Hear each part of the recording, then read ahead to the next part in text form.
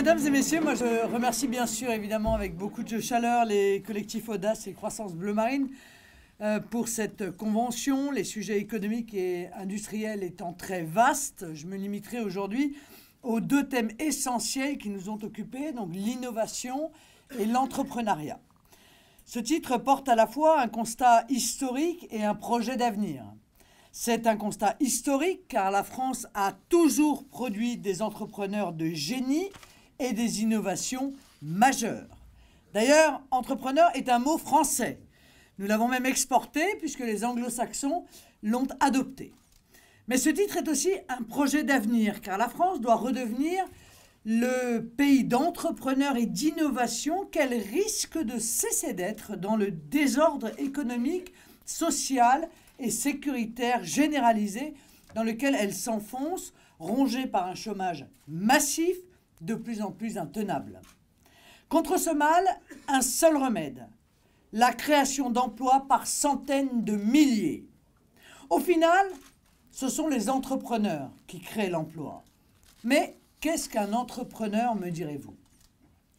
Un entrepreneur est une personne qui prend le risque de réunir des capitaux et une équipe d'hommes et de femmes dans le but d'atteindre un objectif. Un entrepreneur est un véritable aventurier qui n'hésite pas à sortir des sentiers battus pour innover et entraîner les autres à faire autre chose que ce que la raison, la crainte ou l'habitude leur dictent de faire. Qu'est-ce qui fait courir la plupart des entrepreneurs? L'appât du gain?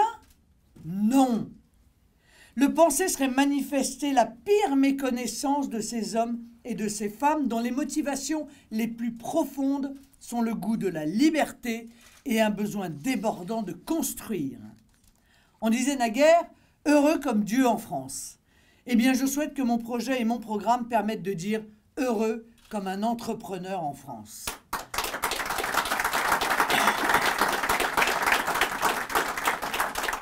Je suis d'ailleurs intimement persuadé qu'il n'y a aucune opposition entre les entrepreneurs et les salariés et les ouvriers, ce que je défends ardemment face aux assauts de la mondialisation sauvage et des candidats qui portent ces dérives.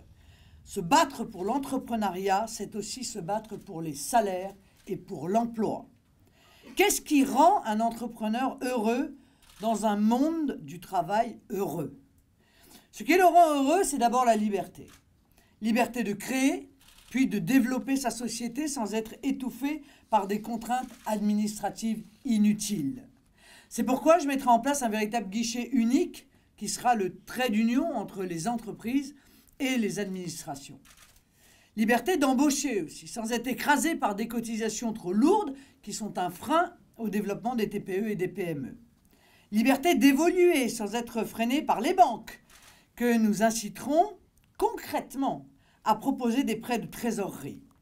Nous développerons des dispositifs de financement innovants et participatifs aussi pour que l'épargne des Français soit en priorité orientée vers les entreprises françaises.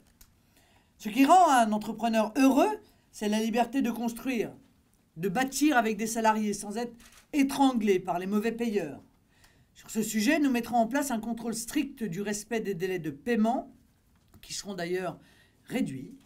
Notre administration devrait être exemplaire et celle-ci, ainsi que les collectivités, serviront d'avant-garde à la mise en œuvre de pénalités de retard d'application automatique. C'est encore la liberté de grandir, sans être handicapé par des appels d'offres trop complexes qui intègrent souvent inutilement un critère de taille. Nous imposerons aux collectivités de choisir des entreprises produisant en France si leurs produits ne sont pas 25% plus chers que ceux des entreprises étrangères. C'est la liberté, enfin, de transmettre. Car la pérennité d'une entreprise est le meilleur gage d'un emploi durable. Je mettrai en place des dispositifs adaptés pour éviter que des entreprises ne soient détruites ou rachetées par des repreneurs vautours quand elles pourraient continuer à créer des emplois sur notre sol. Cependant, cette liberté justement réclamée par les entrepreneurs ne serait qu'un leurre si elle n'était pas garantie par l'État dans le cadre de la nation. Car ce dont un entrepreneur a avant tout besoin, c'est d'accéder à des marchés, c'est d'avoir des clients, c'est d'être protégé de la concurrence déloyale. Cette protection est celle que réclame aussi bien l'entrepreneur que le salarié. La première mission de l'État stratège en matière économique est de fixer les règles du jeu et de veiller à ce qu'elles soient respectées par tous, ce qui est évidemment loin d'être le cas aujourd'hui au sein de l'Union européenne. Le salut de nos entreprises et de notre économie passe donc par le patriotisme économique. Et tous ceux qui vous parleront de patriotisme économique sans proposer de retrouver notre indépendance sont dans l'imposture la plus totale. Une imposture aussi bien intellectuelle que politique. Car toute forme de patriotisme économique et de protectionnisme intelligent est impossible tant que nous serons prisonniers de l'Union européenne et de l'euro. Cet euro dont le prix Nobel d'économie Joseph Stiglitz nous dit qu'il vit peut-être ses dernières heures car il est totalement inadapté. Ce que cachent les politiques, et les experts d'ailleurs qui en sont les relais sur les différents plateaux, ou les pseudo-économistes, on ne sait pas trop d'ailleurs quel diplôme sanctionne ce titre souvent pompeux. Ce qu'ils veulent cacher, c'est qu'ils souhaitent conserver la situation actuelle.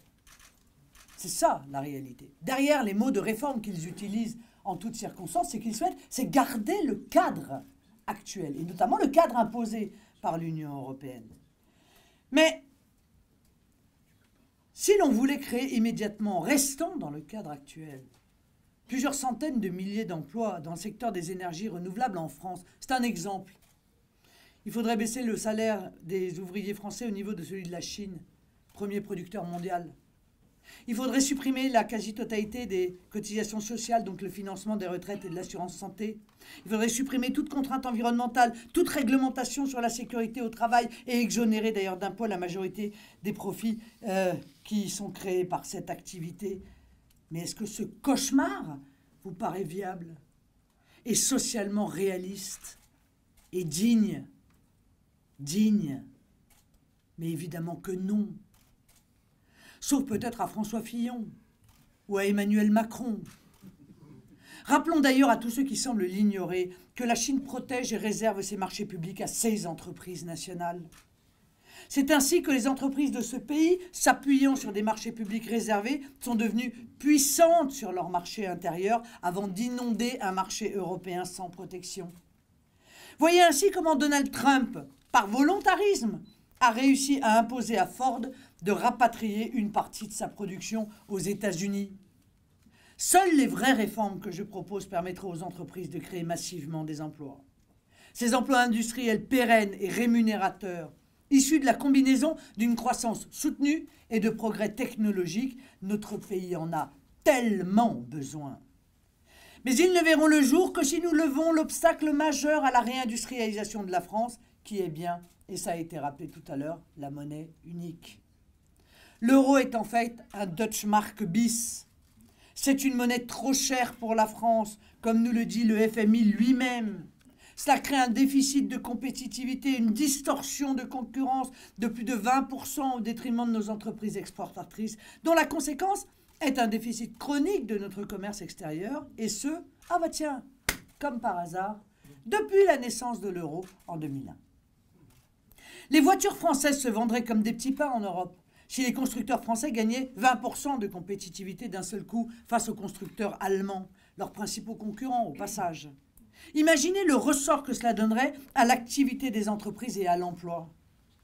A contrario, prise en tenaille entre libre-échange excessif et euro trop cher pour elle, la France a perdu un nombre très élevé d'emplois industriels.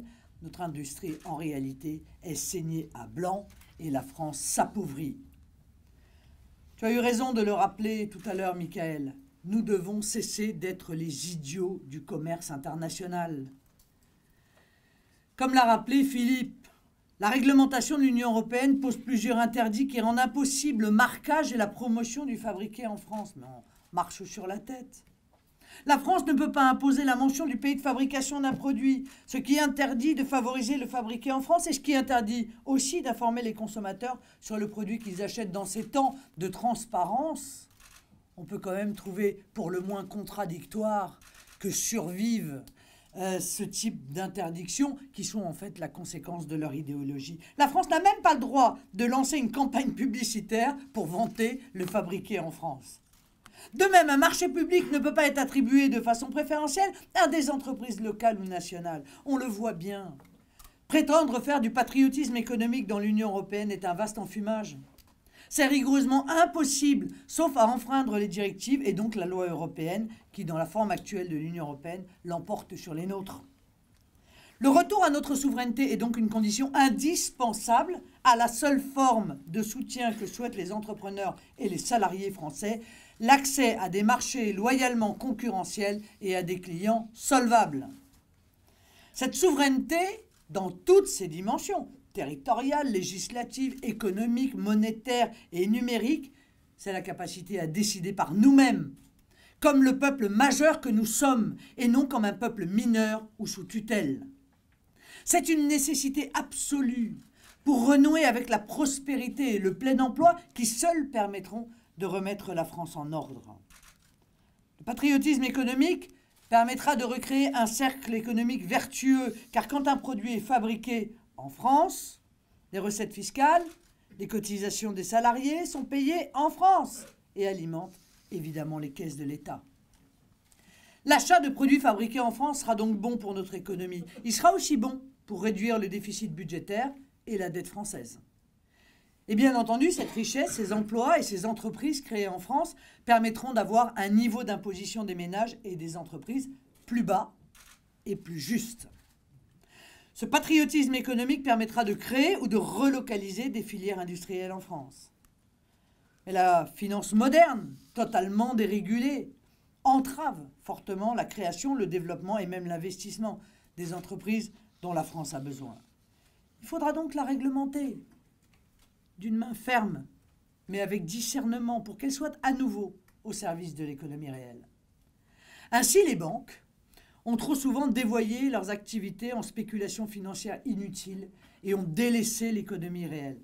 Avec un simple mécanisme technique comme le coefficient de réserve obligatoire, nous pouvons fortement inciter les banques à irriguer l'économie réelle à partir de l'épargne des Français, plutôt qu'à créer des bulles financières inutiles, voire néfastes.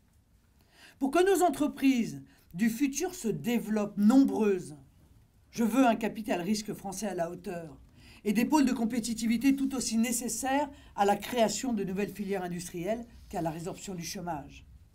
Je propose ainsi que les assureurs vie aient l'obligation de placer 2% de leurs 1 600 milliards d'actifs, soit 32 milliards d'euros, en capital risque. Cette simple règle permettra de financer la création et le développement d'un grand nombre de nouvelles entreprises dont la France a tant besoin. Poussées par un renouveau de la demande, les entreprises pourront emprunter aux banques pour investir et moderniser leur outil de production. Elles y auront d'autant plus intérêt que tout sera fait pour que l'investissement accélère et que la France se modernise avec un impôt sur les sociétés réduit sur les bénéfices réinvestis dans l'entreprise. Certains territoires, comme les banlieues, débordent de jeunes talents laissés en germe par un millefeuille administratif complexe et l'absence d'un capital d'amorçage. Il convient, dans le cadre de l'État stratège, d'accompagner le principe d'initiative en créant un fonds d'investissement à destination des entreprises naissantes, les start-up innovantes. Par l'apport de fonds propres ou quasi-fonds propres, il permettra ainsi l'aboutissement du plan de financement initial en complétant l'apport. D'autre part, le secteur du numérique est incontestablement un secteur de socialisation et d'avenir, pourvoyeur d'emplois et de perspectives économiques pérennes. Dans cette perspective, il devra être soutenu et promu. Un fonds d'investissement pour l'innovation en santé sera créé en partenariat avec la BPI et les subventions aux start-up innovantes seront là, conditionnées à un engagement pour l'entreprise de rester sur le sol français et de ne pas revendre les technologies à une entreprise étrangère pendant 10 ans. Capital risque, finance au service des entreprises et des salariés, impôt sur les sociétés favorisant l'investissement, les entreprises de France retrouveront des couleurs et les salariés, évidemment, auront tout à y gagner. J'y reviendrai longuement au cours de ma campagne. Parce que je veux être la championne de la réindustrialisation de la France, mais aussi de l'innovation. Toutes ces nouvelles mesures que nous prendrons aideront à relancer notre industrie, clé de la richesse d'un pays, et à la positionner sur les créneaux les plus innovants qui ont toujours fait notre force. Les périodes de grande prospérité de l'histoire de France ont toujours été des périodes où les gouvernants se souciaient de l'industrie. Faut-il le rappeler? Faut-il rappeler que c'est Colbert, ministre de l'Industrie de Louis XIV, qui permit l'émergence de l'entreprise qui allait devenir Saint-Gobain, aujourd'hui leader mondial du verre employant 170 000 personnes. Si l'histoire de Saint-Gobain sous Colbert est la plus emblématique, elle est loin d'être la seule. Le ministre de l'Industrie ayant réussi à développer le secteur du luxe et de nombreux autres secteurs industriels, apportant ainsi richesse et prospérité à notre pays. Un autre grand personnage de notre histoire est connu pour avoir mené une politique industrielle réussie. Il s'agit bien sûr de Charles de Gaulle. Le général de Gaulle, puis le président Pompidou, tous deux héritiers politiques de Colbert, avaient engagé il y a 50 ans une vraie politique industrielle, visionnaire pour la France, dans des secteurs aussi divers que le nucléaire, l'aéronautique, les télécoms, le ferroviaire, l'armement ou encore le spatial. En s'appuyant dans un premier temps sur la recherche publique, puis dans un second temps sur la commande publique, les entreprises françaises ont pu développer de nouvelles technologies et devenir des leaders sur leur marché intérieur avant de conquérir les marchés extérieurs. Ces entreprises ont bénéficié du volontarisme de Gaulle et de son désir de pousser par le patriotisme économique les entreprises françaises dans de nouveaux secteurs prometteurs. Ariane, Airbus, Concorde, le TGV, les équipements de télécommunication d'Alcatel, les centrales électriques avec Alstom sont les fruits de ce partenariat entre les entreprises privées et l'État stratège. De cette combinaison entre la recherche privée et la recherche publique et de cette volonté d'acheter français.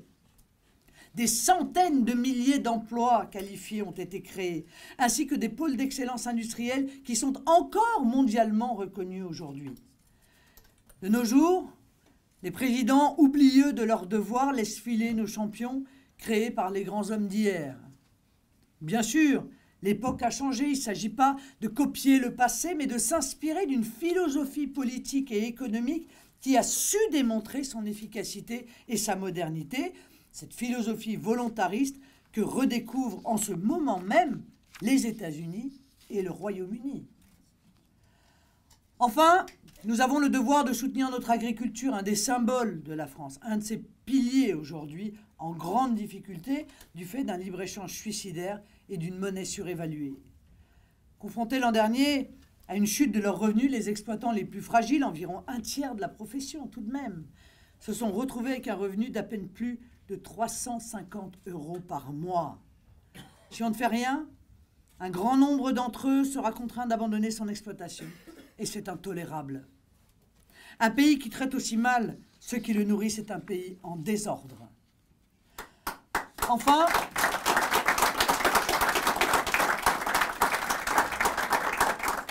j'aimerais, pour conclure, évoquer d'autres travailleurs abandonnés, traumatisés par le gouvernement Fillon et ses successeurs.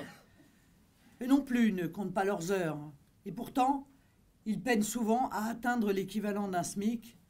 Je pense bien entendu aux indépendants. Ils ont subi de plein fouet et dans l'indifférence générale des gouvernements les dysfonctionnements du terrible RSI mis en place en 2008 lors du quinquennat Fillon-Sarkozy.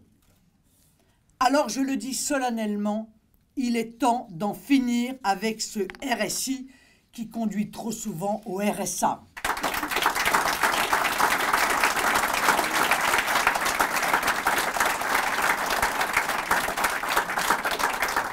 La protection sociale des indépendants est devenue un véritable enfer. Double appel à la cotisation, appel disproportionné ou erroné, retard de versement, difficulté de remboursement de soins ou dans la liquidation des droits à la retraite, service d'assistance déplorable, envoi d'huissier pour le recouvrement sans ménagement et j'en passe. Une fois au pouvoir, nous organiserons des assises sur la protection sociale des indépendants avec les acteurs concernés pour refondre complètement le RSI. Il s'agira d'offrir un bouclier social aux indépendants en conservant la spécificité de leur régime et leur permettre de pratiquer l'autodéclaration des revenus avec une régularisation en fin d'année et en offrant d'ailleurs à ceux qui le souhaitent la possibilité de s'affilier au régime général.